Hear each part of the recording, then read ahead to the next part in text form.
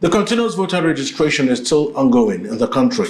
It will still be so until August of 2026. But the big question is, the numbers are low for Southeast Nigeria. Again, another question is, why? Is it apathy, or is it a way of showing that they are not interested in the politics of today and even tomorrow? So what's the problem really with the Southeast youngsters going to obtain their voter cards? To help us put some perspectives to this, I'm joined by Ajuluchukwu Edechiene. He is a member of the Obidient Movement. Thank you so much, Ajulu, for joining me this afternoon. Thank you, Mr. On the news today. All the statistics we've seen, even the one from August, is suggesting Southwest and other parts of the North are scoring high numbers. But in the Southeast, there's a total lack of interest. Is this something that has become a pattern with Southeast? Whenever there's a CVR, our own will be to cry that there isn't cooperation here. So what exactly is the situation? Is this an indication that there is a problem? Or is it an indication that there is work to be done? Okay, I will start by, saying to our viewers, happy International Democracy Day. Right, which is today, although what we practice in Nigeria is a demonstration of craze, not democracy. You know, because, because in a democracy, it is the government of the people, by the people, and for the people. But like what you just described, that we've taken ourselves away from the governance, from the democracy. You know, we blame every other thing, but not ourselves. So in the last election, of the 90 million people that registered to vote, because people register, and I think what they do is to get the voter card and use it for any other thing, but votes, right? So we have 90 million people. But they can use it as ID card. As ID card. So we have 90 million people, and just around 26 million voted in the last election, right? And you see places like Enugu, Anambra, where then our favorite candidate was getting 96%, and you think these numbers are large. In Enugu, of the whole, I think around 2 million people who registered, around 400,000 voted. So that's around 24% of the entire, voting population. So is it, I think we are doing ourselves a disservice to start with, right? I just said something here. In the last election, our president said then that he's going to widen the tax net. And people didn't take him serious. Maybe it's not affecting them. So because when we talk about governance or government, it's not us, it is them. Right? So, but when things start happening and then you start complaining, right? So, and this is I think this is the worst. This present is the worst we've done since 1999. The turnout for the last election is the worst.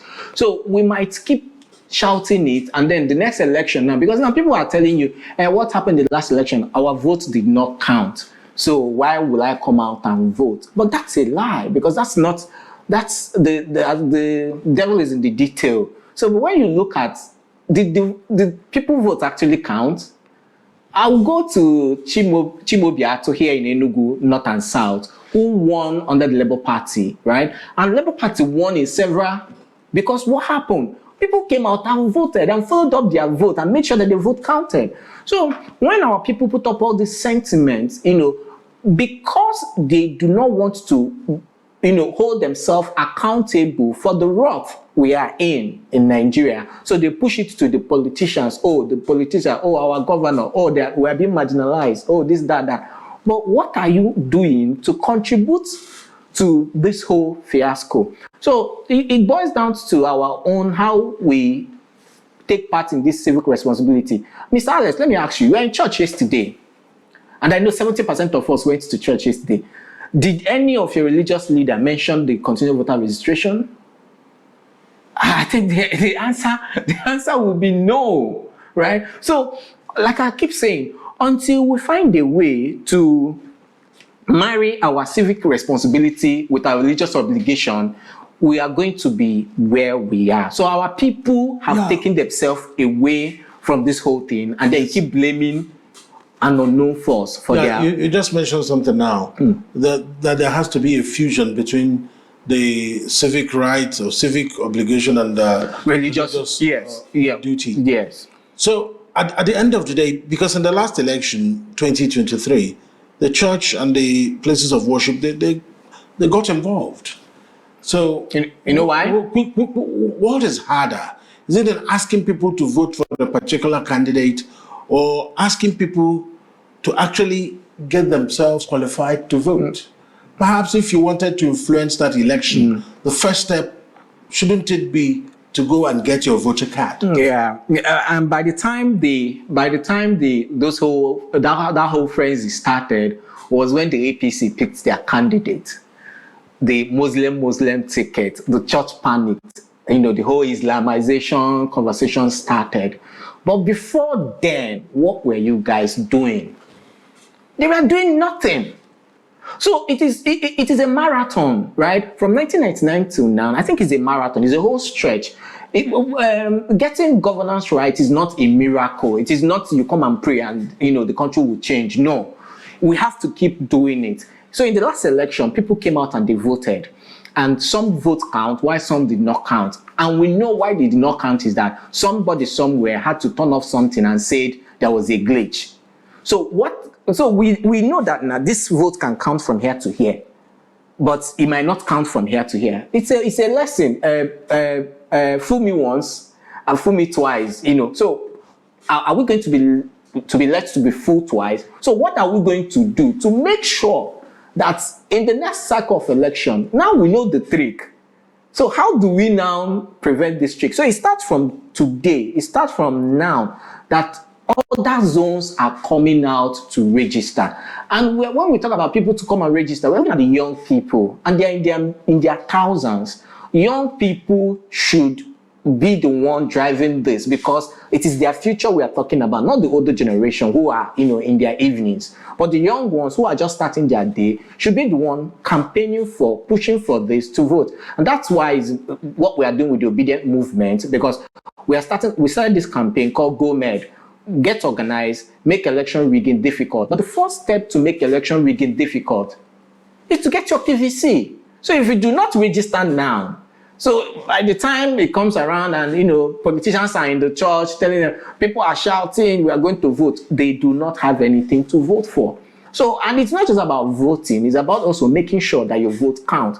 And then after your vote counts, it is also your responsibility to follow up on the person you have elected to govern. Many people watching us now have never seen the budget of Enugu state government. So once you elect a governor, you go home and you sleep. And then when you hear outrageous numbers like 1.something billion used to build one smart school in one village, and you start shouting, oh, they are eating our money. No, they are not eating our money because you are not following up the process. So it's a whole process, and our people should, get involved from the get-go. Register now. The number from the southeast is outrageous. It is shameful. It is something we need to be, like I said, I bring it back to the religious leaders. And if you are going to church, listen to me and listen carefully. If you are going to church and your pastor, your reverend, your priest have never mentioned that you should go get your PVC, you should join the concerned voter registration, that priest or that religious leader is after your life. Take it from me. He doesn't want your progress. You should change church. So, practically, you've mentioned religious leaders. But what about the traditional rulers? What about other institutions? And what about the political parties? Shouldn't they be the most interested party in this? They should be the most interested set of institutions, because they will be the single most important benefiting set of institutions if people vote, because it's candidates they threw up are going to stand for elections. Why are they not championing their enlightenment campaigns for people to go and register? They don't even want you to vote. That's the truth. Political parties don't want you to vote, because if you don't come out to vote, that is, it gives them the leeway to manipulate their election. Check where we have election malpractices. It's where people don't come out to vote. Because I have this theory that you can't rig election where you're not popular. In the last election, between the Labour Party and the PDP, where were you hearing that there were malpractices? It is in Osoka, where the Labour Party candidate was very popular, and then Enugu, Nkanu East, where the PDP candidate was very popular. This is the two places we are hearing about rigging.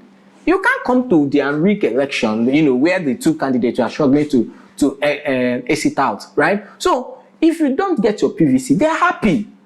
And then the people they are mobilizing to go get their PVC are actually people they know that will vote for them. So they are there to protect their interests. They are not there to protect your interests. That's what politics is. It's a selfish game. So until our people know that it is to our own benefit that we pick up this thing as our own, mobilize as in churches, mobilize as traditional rulers. And when we talk about traditional rulers, these people are appendages of the government. They work for the government, so they tilt towards wherever the president and any sitting government is. So they would want to convert for the government. So, but I'm talking about people who are neutral in this. And I think the churches are neutral. The house of worship, whether you go to your Dibia house or you go to your Reverend Father, these people, they are all neutral. So they should mobilize our people because they have the majority of them. Political parties, how many people go for political engagement? But there's another challenge. What if the people refuse to be mobilized? Is it possible that the people are deliberately refusing to be mobilized? It's lack of knowledge, right?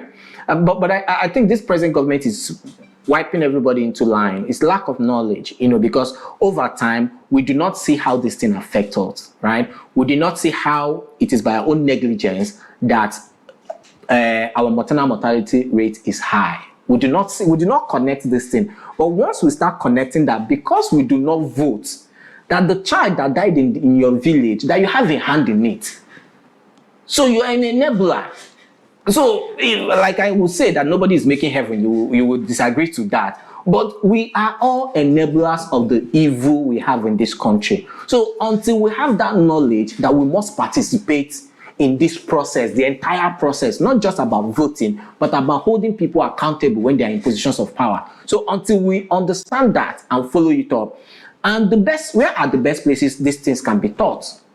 In schools, in religious gatherings, because this thing happens every other week, right? So these are the places where it should be sounded into people's ear that you must participate, we must hold these people accountable.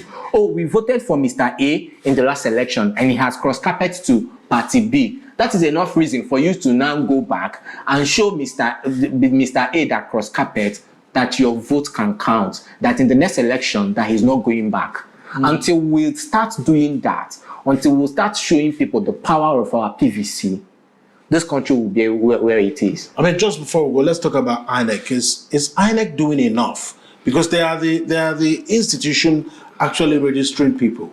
Do you think that enough information is out there from INEC telling Nigerians that this CVR is going on? Why do we trust an institution that has shown over time that they are incompetent?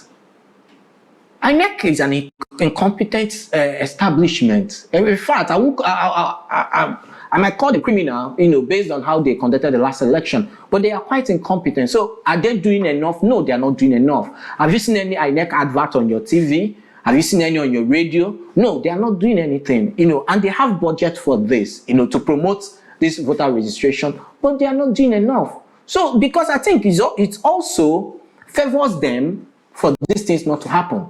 So it is left for us. It's just like hoping that the politicians will do the right thing. They will not do the right thing until you put them to their foot to do the right thing. So we must hold INEC responsible for these things to happen. If we do not take it as our own duty, it is our own right to get our voters' registration. So that's why we are going around as many radio stations as we can, as TV stations, and then I must encourage what the media houses are doing, giving us platform to come and tell Nigerians that please, you must get your PVC. And if any of your religious leaders are not telling you to go do that, change church. Come to my church. You should change church. Please. Ajuluchukwu Edechiene is a member of the Obidient Movement. Thank you. Thank you for talking to us this afternoon on the News Today. Thank you for staying with us on the News Today. Do follow us on all social media platforms at AfiaTV Official. My name is Alex Obodo. Good afternoon.